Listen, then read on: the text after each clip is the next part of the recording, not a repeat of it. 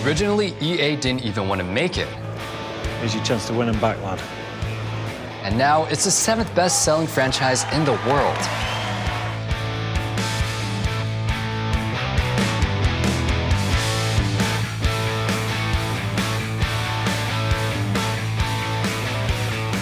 It was constantly challenged for its title for the best sports game, and it always came out on top.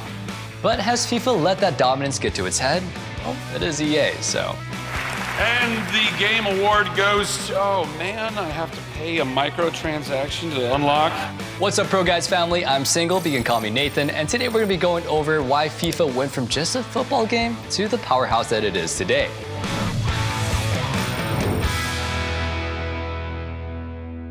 Let's go ahead and kick it off.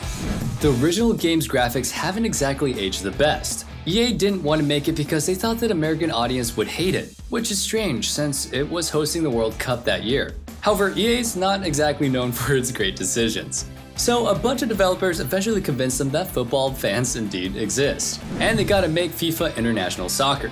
It was released in December 1993 for 10 different gaming platforms, ranging from the SNES to even the Game Boy. It seemed ridiculous to think about it now, but it was one of the most hyped and anticipated releases for that year.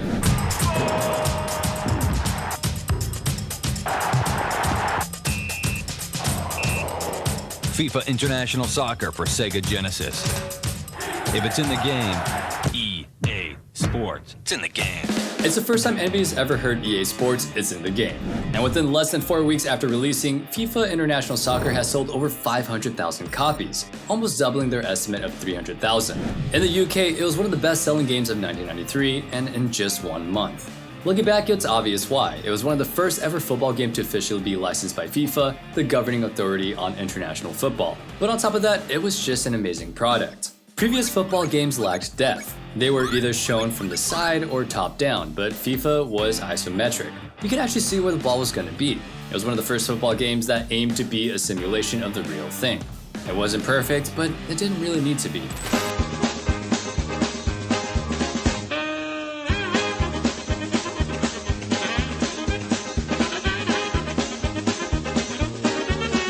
There was nothing else like it at the time. It was critically acclaimed on release and on every single game console. Reviewers praised the graphics, the controls, and the sound design in almost every review. EA realized that they had a hit on their hands and the fans wanted even more from the developers, so they kept it coming. FIFA 95 released on November 10th, 1994 and only added a few small features. Clubs from the most popular leagues were added, but they still didn't have the license to use real player names. Halfway across the globe at that time, something else was brewing.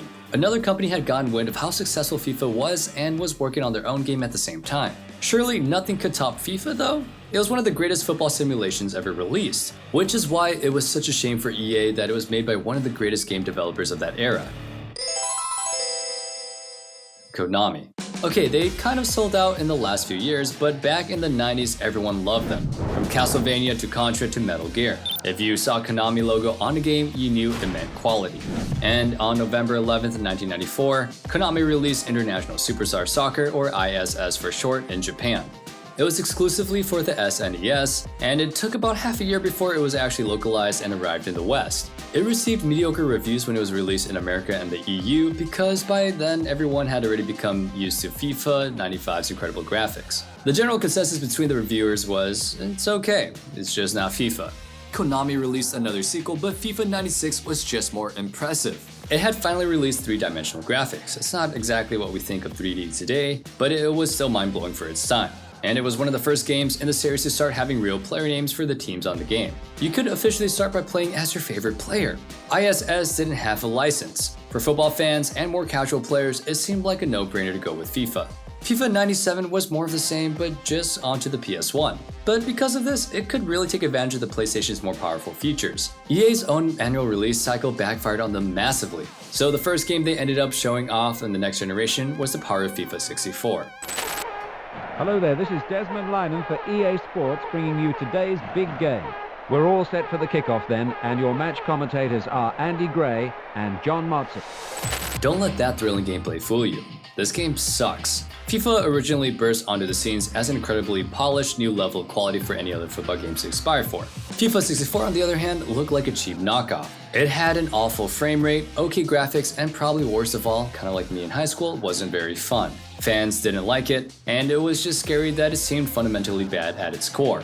EA would have redesigned the whole game for these issues to be fixed, especially to make it in time for the next annual release. 3 months later, Konami arrived.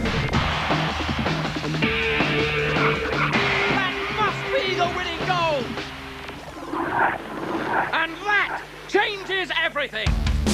ISS 64 was the next-gen football game people were waiting for, and they put out a version for the PlayStation as well, both loved by critics on release. They praised its controls, incredible animations, and attention to detail. It just had incredible depth unlike anything else at the point. It had weather, referees with different skills, and even used real stadiums. Shigeru Miyamoto even said that ISS 64 may have been better than any of Nintendo's own games. It wasn't a simulation like FIFA, but it was a very solid arcadey fun type of game, and they knew that. EA would release FIFA 98 after, and it was a very good game, but it just didn't live up to ISS 64.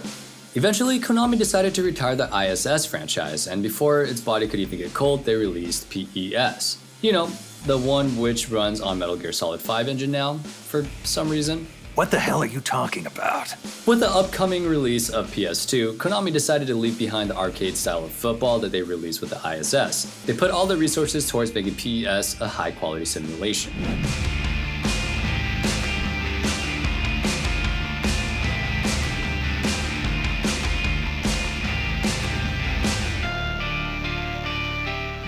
FIFA started marketing itself on its license and better graphics, but PES was completely committing itself to the simulation aspect. This started a rivalry between the two for the entire PS2 era, which was kind of a big one, and it still exists in today's circles. PES was a much faster game then with much more precision to its controls relative to FIFA. It required more thinking as the AI was greater than any other football game on the market.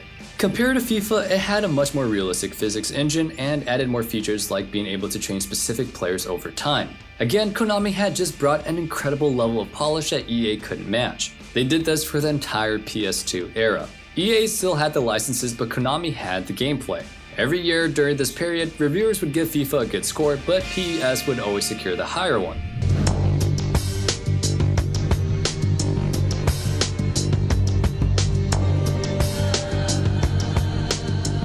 Eventually, next-gen consoles were on the horizon again, and this time the developers of EA were adamant to leave a good impression. During the production of FIFA 07, the Xbox 360 had been released, but the PS3 was still in production. EA decided to make a new next-gen version of FIFA 07 exclusively for the Xbox, just like they did with FIFA 64. Only this time, they remembered to make the game actually good. A lot of FIFA's developers were fans of the PES by this point, and they started realizing what elements made that game so good. It worked on higher quality physics, team strategies, and much smoother gameplay in general, and it worked. FIFA 07 ended up selling millions of more copies than FIFA 06, and in the UK was the 7th fastest selling game of all time. Now with the release of the PS3, Konami brought PES to the next generation. It was another solid sequel, and it had higher rated reviews than FIFA 08. PES was on trajectory to take over FIFA, and they became the name for football video games. But two big problems still stood in their way. Number 1. PES became less about simulation and more about realism. Their gameplay got worse, but the graphics got better. Number 2. EA released FIFA 09.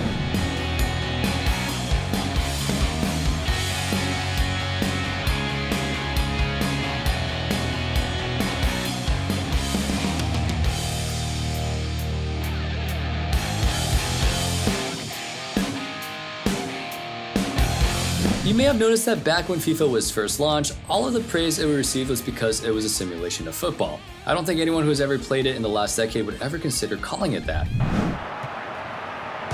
into play off the crossbar. Here's the chance. Struck the post here. Here's the shot. Past the post. Good work from the keeper. FIFA 09 was the first one on the series to really embrace this fact. The game found a perfect balance between more arcade-style gameplay and the simulation aspect of PES. Players had stats like strength, speed, and power, which allowed room for strategy while not sacrificing gameplay either. The crown jewel of FIFA 09 was its online system though. It was the first FIFA to introduce celebrations, specifically to antagonize other players. Teams and players would have their attributes updated weekly based on however well they were doing in real life. And it was the first ever FIFA to have Ultimate Team mode, where you could build your own custom team online through collectible card packs. It launched in March 2009, 6 months before the next planned FIFA. They nailed so much with the initial release that it honestly hasn't changed much from today's. At launch, there were already 3 types of packs, coins, different categories of players, a chemistry meter, and even stadiums. It was such a good idea that was actually executed so well that it became an immediate success. So they decided to bring it back for FIFA 10 and every game after it. It's hard to quantify exactly how popular Ultimate Team was at the first time, but EA's sales of FIFA were increasing steadily with every annual release. The general interest in FIFA was going up just because of this one mode. It got so popular that FIFA 12 had a specific launch edition that came with Ultimate Team packs. EA sold 3.2 million copies of FIFA 12 just in the first week alone, making it the fastest selling sports game ever. They release annual trailers now, just for this one mode. Gentlemen, put your game where your mouth is. Build your ultimate team. Put him with him. Him and him. If we actually look at the recent numbers, it's obvious how much success is directly caused by Ultimate Team. In 2019, EA made 28% of their annual revenue from Ultimate Team modes, and said FIFA was the majority of that revenue. In 2015, they were making $587 million off of Ultimate Team modes. Can you imagine how much boba that could buy? And in 2020, they made over $1.5 billion. The majority was still all FIFA. Maybe this game is just keeping that company alive, for better or worse.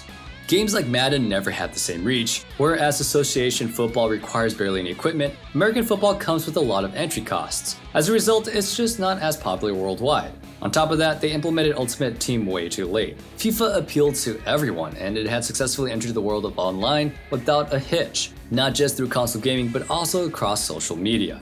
Several YouTubers were making content out of FIFA all the time. You had AA9Skills or Matt HD Gamer, but the most famous was probably KSI. In the first 2 years, he went from 20,000 subscribers to over 3 million. Yes, this was because of his amazing personality, but the majority of his videos during that time period were FIFA related. FIFA let him talk over the game and express his personality in a way no other game really did. Whether it's his race to Division 1 series or just him playing pink slips, his videos were racking up multiple millions of views. No.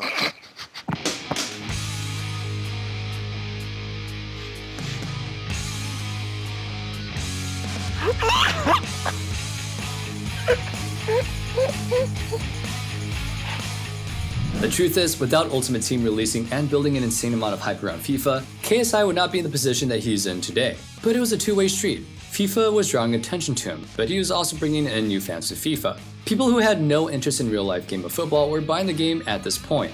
FIFA as a video game had become its own brand. You didn't buy it to play football, you bought it to play FIFA. PES didn't adapt to the online era very well. Since Ultimate Team didn't change that much annually, EA could focus on making their gameplay increase in quality every year. PES tried to do both and failed miserably. Their sales have steadily decreased since 2009, whereas EA has recorded their highest profits every year, including this one. Has EA let this dominance get to them though? They could justify annual releases back when games couldn't patch themselves, but is there a point to it now? Ultimate Team is even seen as predatory in some countries, as it's essentially a gambling game if you use real-life money. And it also has no age restriction. EA has built a reputation of exploiting their fans in the last few years, between, as you guys may know, the Star Wars franchise and being officially labeled the worst company in America. Do you still play Ultimate Team? Do you personally spend any money on it? Let us know in the comments down below what do you guys think about FIFA and where EA is taking that game next. Stay healthy, stay safe, and have a wonderful day. Peace.